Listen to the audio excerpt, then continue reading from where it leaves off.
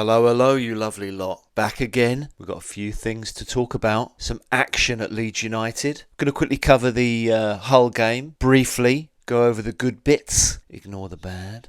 And Daniel Farke's little post-game grumble. And then we're going to talk about the signings. 2 deadline day signings. See how we feel about it. There's mixed feelings around. We'll cover it, but before we do, can I ask kindly that you like and subscribe to the channel? Just helps me spread the word, improves the algorithm, more people see it, and I get a chance to grow. Thanks very much, guys. So, the Hull game. Wham, bam, thank you, ma'am. Another 2-0 job done victory. Wasn't quite as straightforward as the Sheffield Wednesday game. We left it a bit later to get ourselves ahead. Hull seemed to have a bit more about them. They had a go. That tricky Liam Miller down the left wing irritates the hell out of me. He's a very wealthy man. Surely he can get a decent haircut and colour. But there you go. Dan James, bless him, who's had a decent start. He played well against Sheffield Wednesday. Didn't get a start today. Kind of feel like he's a bench man anyway, personally. But up for debate. I know a lot of our fans have got a special place in their hearts for him after the debacle when we tried to sign him the first time from Swansea. Solomon started on the left, which meant Nonto switched back onto the right, and Brendan Aronson took up the number 10 role made available by Jorginho Rutter's sale. And we looked very good going forward. I mean, we committed 6 people to our attack most of the time, so you'd like to think we would. We found the best system for Junior Firpo, which is don't defend.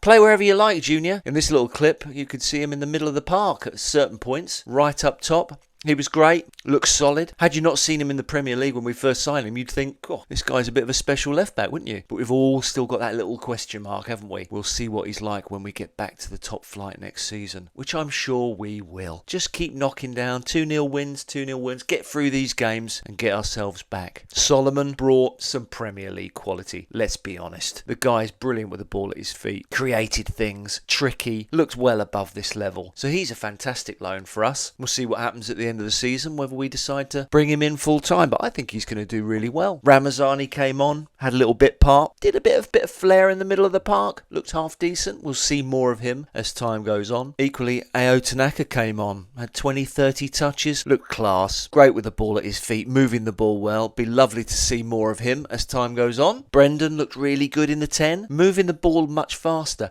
So the thing about Rutter, terrific as he was, I love Rutter and I'm not going to do him dirty, but he had a tendency to move the ball himself, and he didn't necessarily move it fast.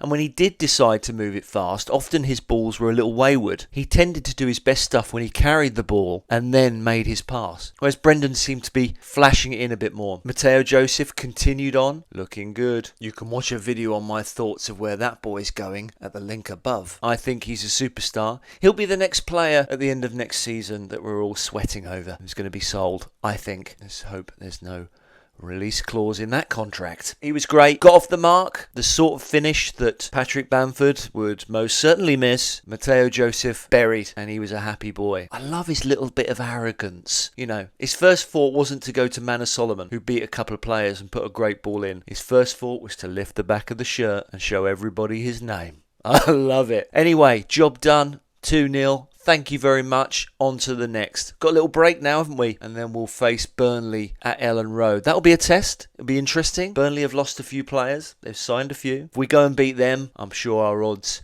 of being the winners of this league will rise. We will see.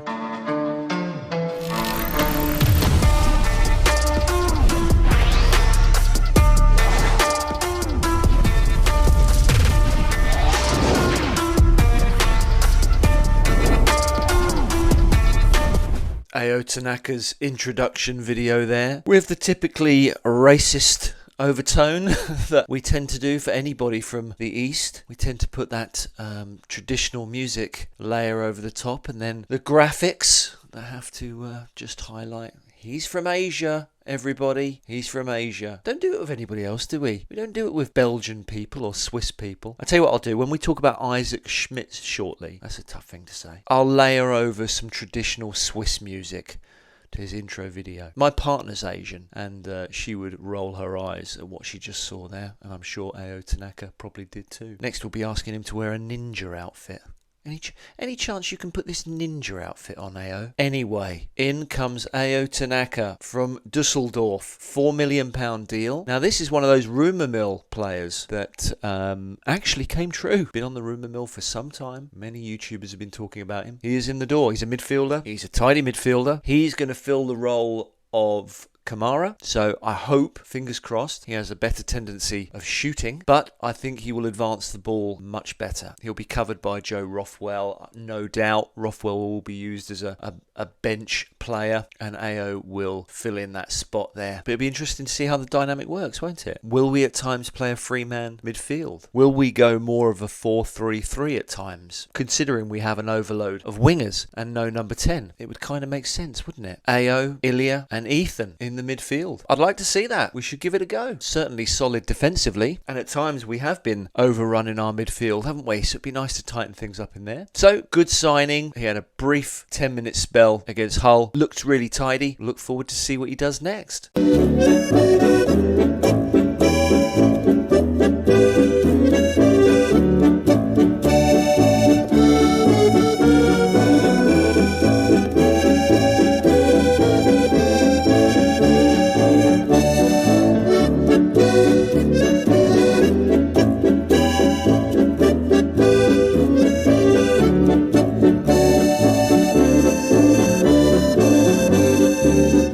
How was that? Bit more traditional? Bit more in keeping for a Swiss player joining us? Just laid over a bit of music there. Well, the long-awaited left-back cover we've been needing has arrived in the shape of Isaac Schmidt. Yeah, me neither. He's joined from St. Gallen, and it sort of feels like one of those signings that either is going to go down in history as one of the worst signings or an absolute steal. Because, I'll be honest, I'm not sure even Daniel Farke knows anything about this guy. I've never heard of him. He did mention in his interview that he'd been skinned a few times by Willy Gnonto whilst playing against him in the Swiss League, which concerns me. But he seems to have his head screwed on, spoke well in his interview, keen to be here. I don't know how much playtime he's going to have. I'm sure Junior Firpo will throw in a red card here or there, or possibly damage himself and give Isaac the chance to play some football games this season, and we'll see how it goes. From the YouTube collective of clips I've seen, you know that thing where they just gather up about 4 minutes worth of 500 games of action to show all of their best bits, he looks pretty handy. Scored a goal for St. Gallen only the other day. Looks like a good player. Left foot, right foot, likes to have a shot. He's got some pace. We'll see if he's up to it. I'm sure he'll manage the championship. It's just whether there's any longevity after that,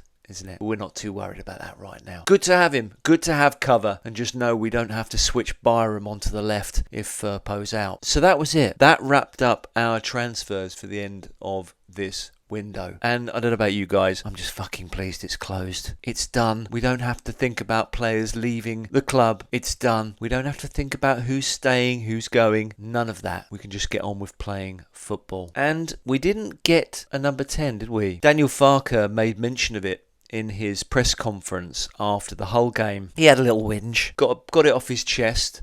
I think he needs to be a little bit careful. I don't know about you guys, but if you, and this is said without any bias, there is not another squad in this league you could offer me over this Leeds squad. In my opinion, it's head and shoulders above any other club in this league. We should be walking the championship. Let me repeat that. We should be walking the championship.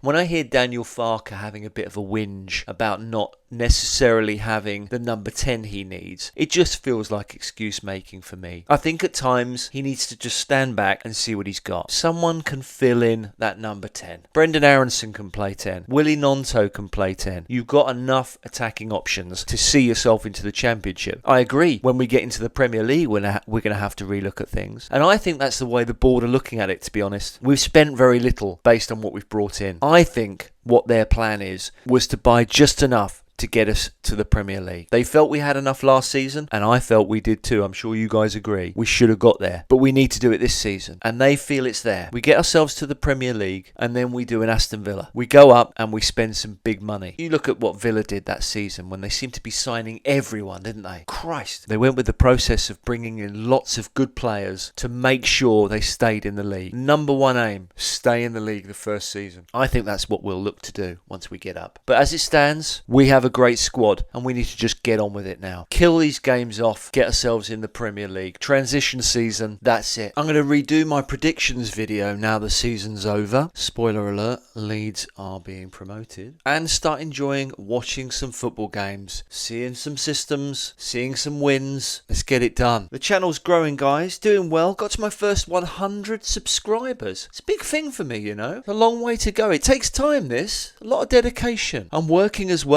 I'm not earning from this, guys, by the way. I'm working my socks off at the same time. I hope you support me. Be lovely if you could. I'm going to keep doing content. I'll expand and do different things as we go. And we'll see how it goes. I'm really enjoying doing it. I'm enjoying talking to you. I'm enjoying the feedback. Let's keep this positivity train rolling. Until next time, guys, I love you.